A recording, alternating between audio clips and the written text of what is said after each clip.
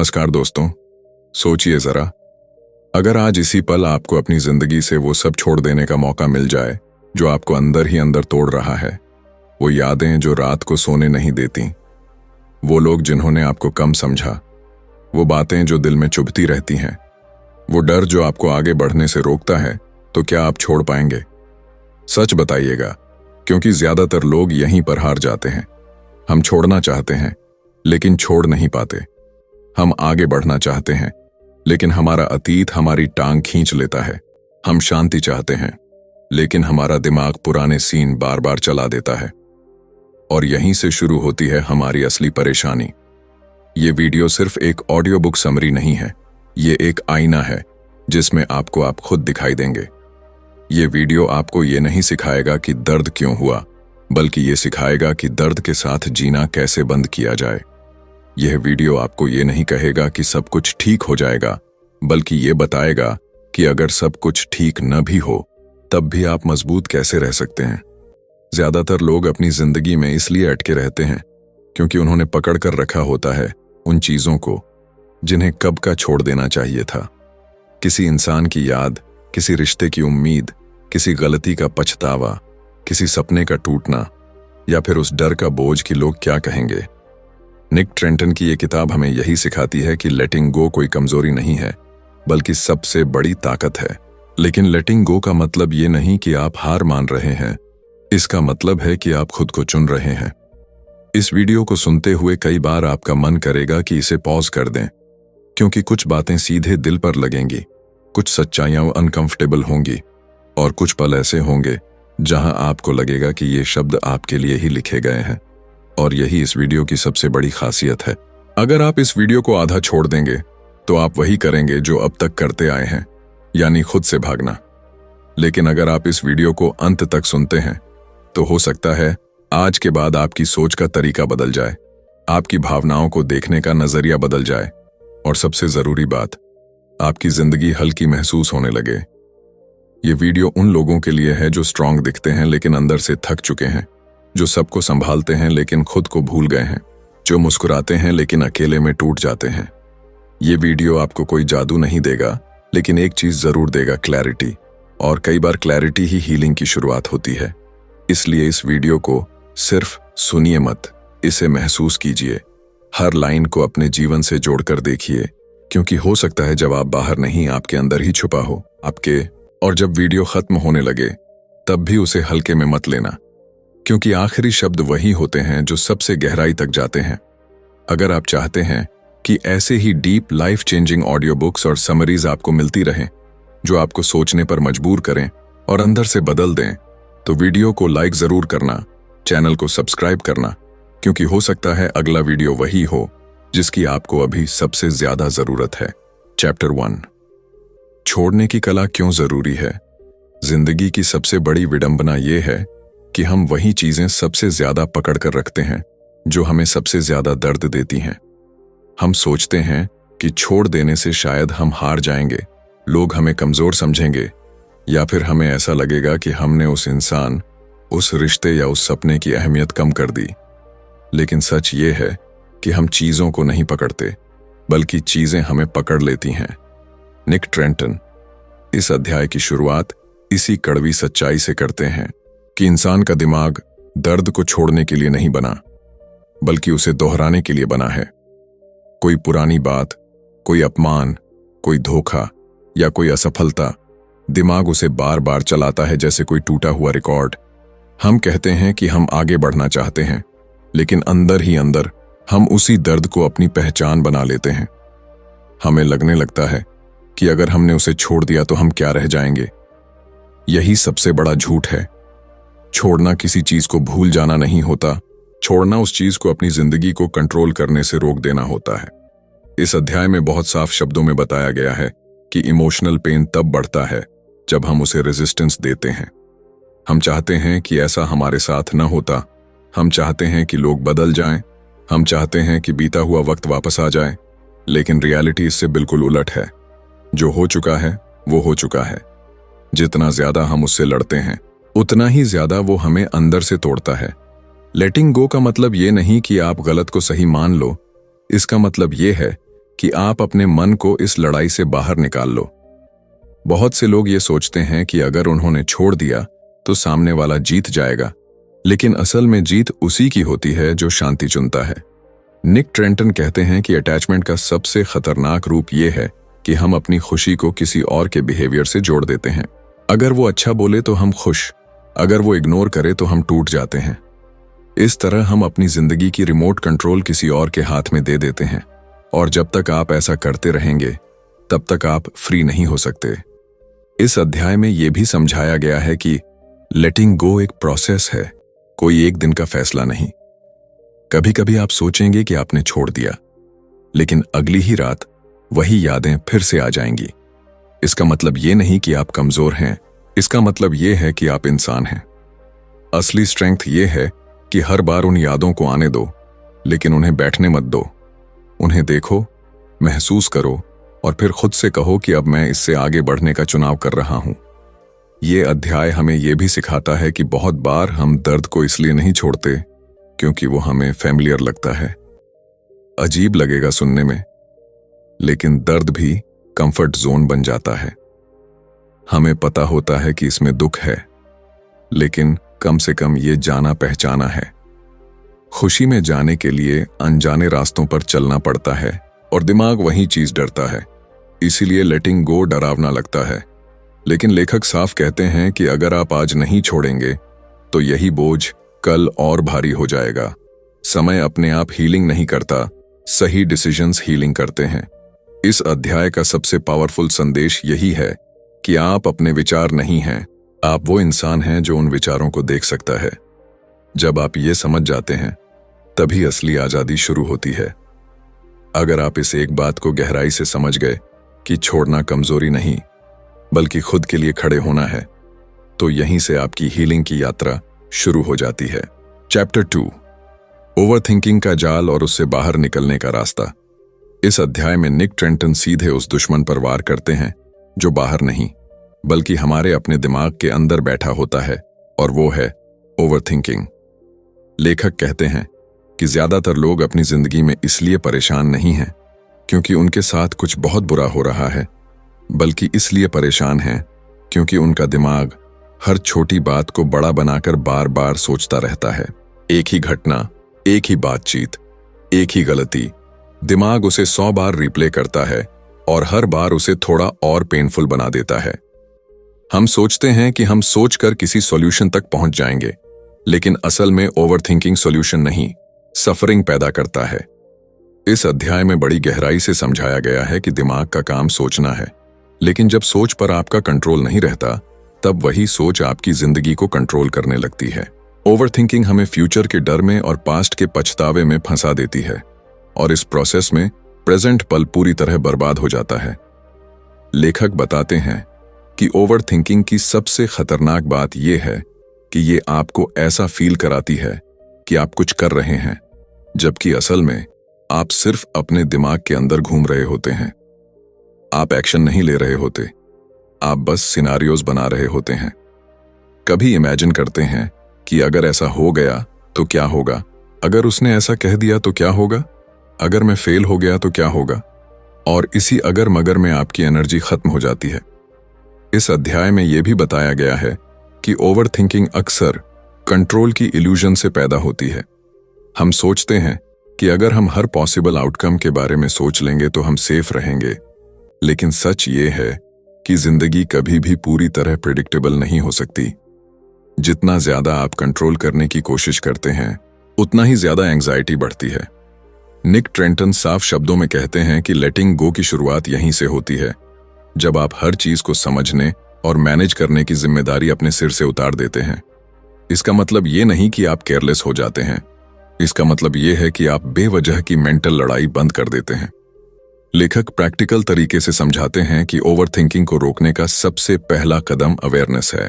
जैसे ही आपको ये एहसास होने लगे कि आपका दिमाग किसी थॉट लूप में फंस गया है, वहीं पर रुक जाना ही जीत है। आपको उस थॉट से लड़ना नहीं है, आपको बस उसे ऑब्जर्व करना है।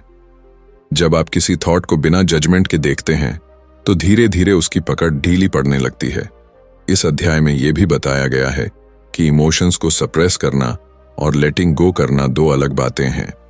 बहुत से लोग सोचते हैं कि स्ट्रांग बनने के लिए फीलिंग को दबाना पड़ेगा, लेकिन दबाई गई फीलिंग्स और ज्यादा जोर से वापस आती हैं। लेटिंग गो का मतलब है इमोशन को महसूस करना, लेकिन उसके साथ अपनी पहचान नहीं जोड़ना। आप दुखी हो सकते हैं, लेकिन आप दुख नहीं हैं। यही समझ ओवरथिंकिंग को कमजोर करती है। लेखक ये भी बताते हैं कि ओवरथिंकिंग हमें एक्शन से दूर रखती है, क्योंकि एक्शन में रिस्क होता है और सोच में सेफ्टी का इल्यूजन। लेकिन असल ग्रोथ एक्शन में ही होती है। जैसे ही आप छोटे छोटे कदम उठाना शुरू करते हैं, दिमाग अपने आप शांत होने लगता है, क्योंकि उसे प्रूफ मिल जाता है कि आप संभाल सकते हैं। इस अध्याय का कोर मैसेज यही है कि शांति बाहर से नहीं आती।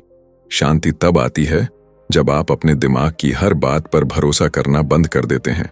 हर थॉट सच नहीं होता, हर डर रियल नहीं होता, और हर चिंता जरूरी नहीं होती। जब आप ये सीख लेते हैं कि कौन सा थॉट पकड़ना है और कौन सा छोड़ देना है, तभी असली लेटिंग गो शुरू होता है, और तभी आपका दिमाग दुश्मन नहीं, साथी बनना शुरू करता है। चैप्टर 3, अटैचमेंट, एक्सपेक्टेशंस और इमोशनल पेन का रिश्ता। इस अध्याय में निक ट्रेंटन उस जड़ तक पहुंचते हैं जहां से ज्यादातर इमोशनल पेन पैदा होता है, और वो है अटैचमेंट और एक्सपेक्टेशंस। लेखक कहते हैं कि दर्द किसी इंसान या सिचुएशन से नहीं आता। दर्द आता है उस कहानी से जो हमने अपने दिमाग में बना ली होती है।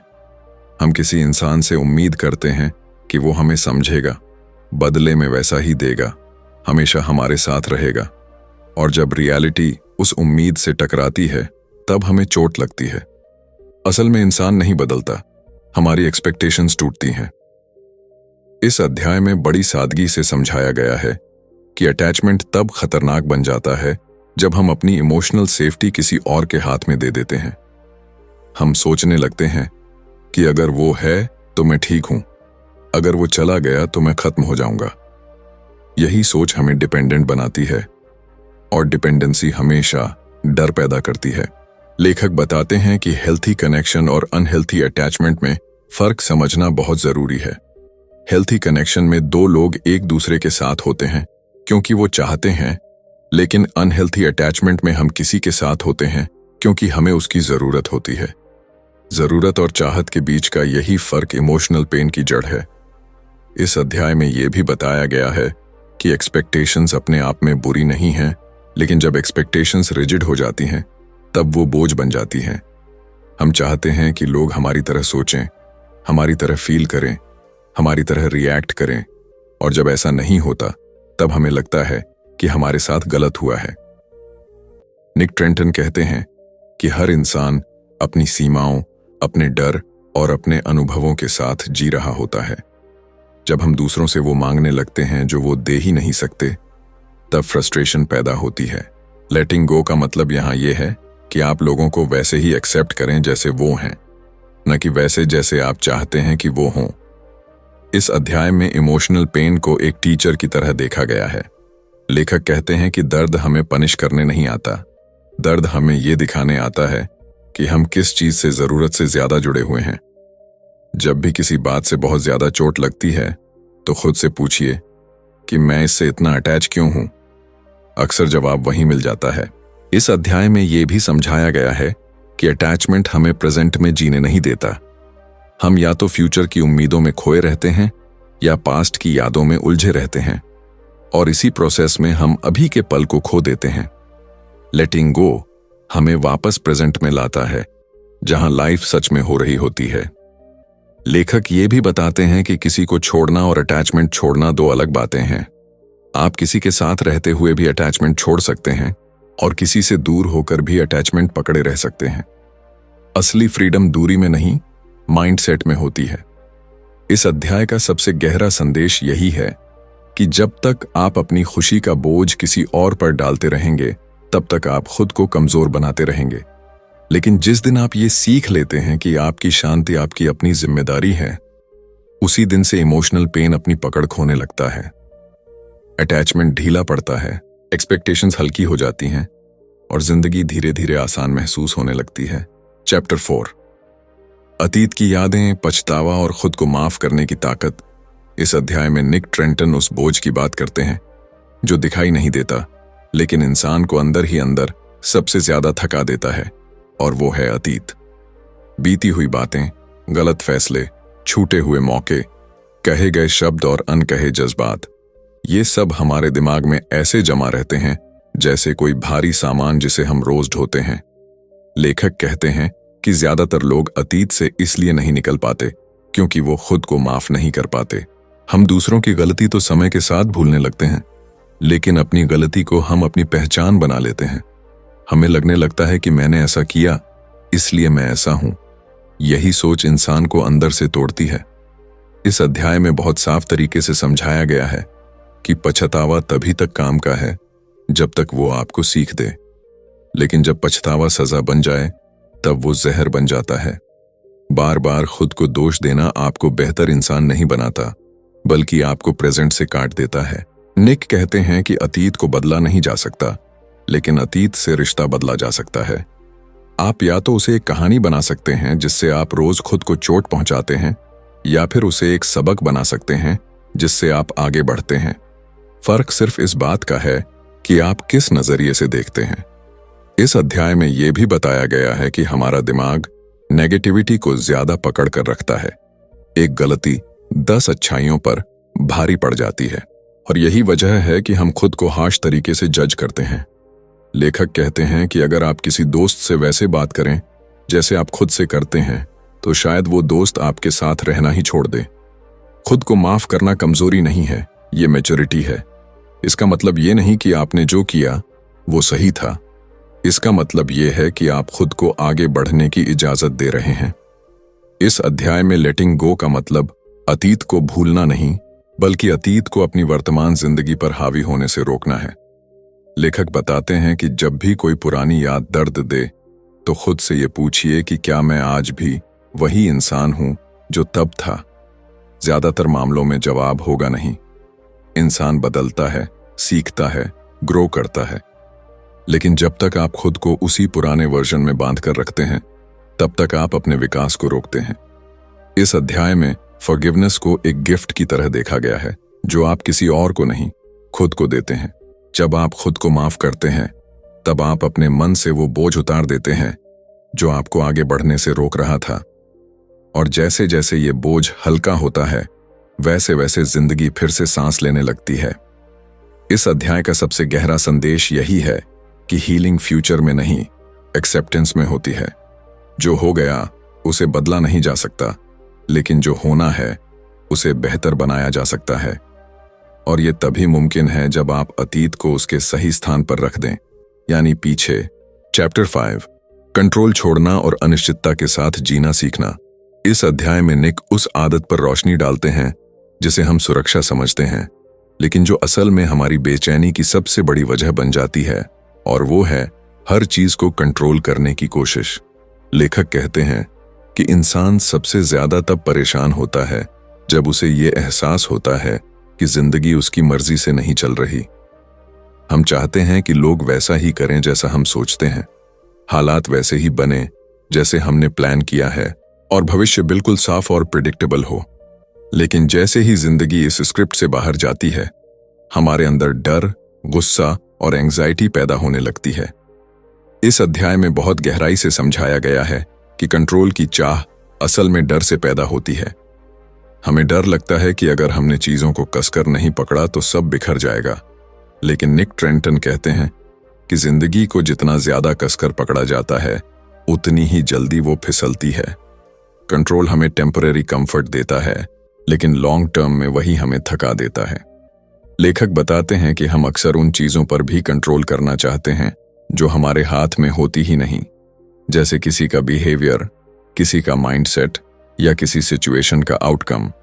और जब वो हमारे हिसाब से नहीं होता, तब हम खुद को पावरलेस महसूस करने लगते हैं। इस अध्याय में यह भी समझाया गया है कि अनिश्चितता जिंदगी का दुश्मन नहीं है, बल्कि जिंदगी की सच्चाई है। कोई भी इंसान ये नहीं जानता कि अगले पल क्या होने वाला है, फिर भी हम सब जी रहे हैं, फैसले ले रहे हैं, आगे बढ़ रहे हैं। प्रॉब्लम अनिश्चितता नहीं है, प्रॉब्लम यह है कि हम उसे एक्सेप्ट नहीं करते।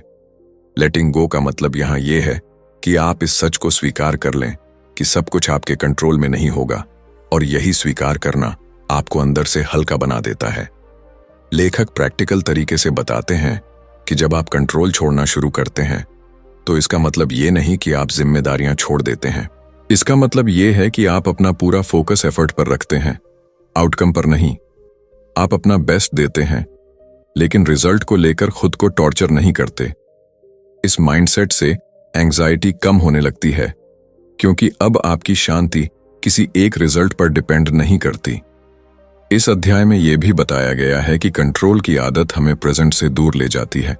हम या तो फ्यूचर के वर्स्ट केस सिनेरियो सोचते रहते हैं या पास्ट की गलतियों को सुधारने की कोशिश करते रहते हैं, और इसी बीच आज का पल हाथ से निकल जाता है। जब आप ये सीख लेते हैं कि अभी जो आपके सामने है उसी पर ध्यान देना है, तब दिमाग धीरे धीरे शांत होने लगता है। लेखक कहते हैं कि असली ताकत कंट्रोल में नहीं, एडेप्टेबिलिटी में होती है। जो इंसान बदलते हालात के साथ खुद को ढालना सीख लेता है वही जिंदगी में आगे बढ़ता है।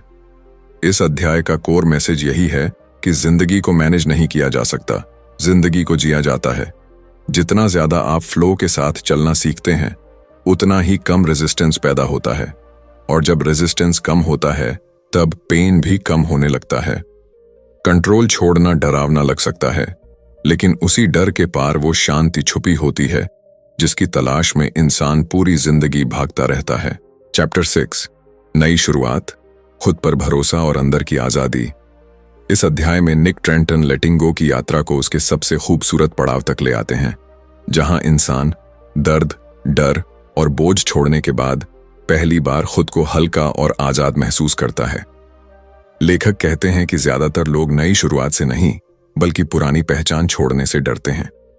हम इतने समय तक अपने दुख, अपनी असफलताओं और अपने घावों के साथ जीते आए होते हैं कि वही हमारी पहचान बन जाते हैं। जब उन्हें छोड़ने की बात आती है तो हमें लगता है कि अब मैं कौन रह जाऊंगा, लेकिन यही सवाल असल में बदलाव का दरवाजा खोलता है। इस अध्याय में बड़ी गहराई से समझाया गया है कि लेटिंग गो का आखिरी मतलब खुद पर भरोसा करना है। जब आप अतीत छोड़ते हैं, एक्सपेक्टेशंस ढीली करते हैं, कंट्रोल छोड़ते हैं, तब आपके पास सिर्फ आप बचते हैं, और यहीं पर बहुत से लोग घबरा जाते हैं क्योंकि उन्होंने कभी खुद पर पूरा भरोसा करना सीखा ही नहीं होता। निक कहते हैं कि खुद पर भरोसा कोई अचानक आने वाली फीलिंग नहीं है, ये छोटे छोटे फैसलों से बनता है।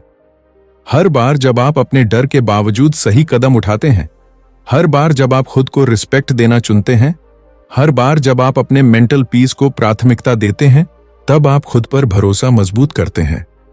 इस अध्याय में यह भी बताया गया है कि नई शुरुआत का मतलब नई जिंदगी नहीं, बल्कि उसी जिंदगी को नए नजरिए से देखना है। हालात वही हो सकते हैं, लोग वही हो सकते हैं, लेकिन आपकी अंदर की स्टेट बदल जाती है।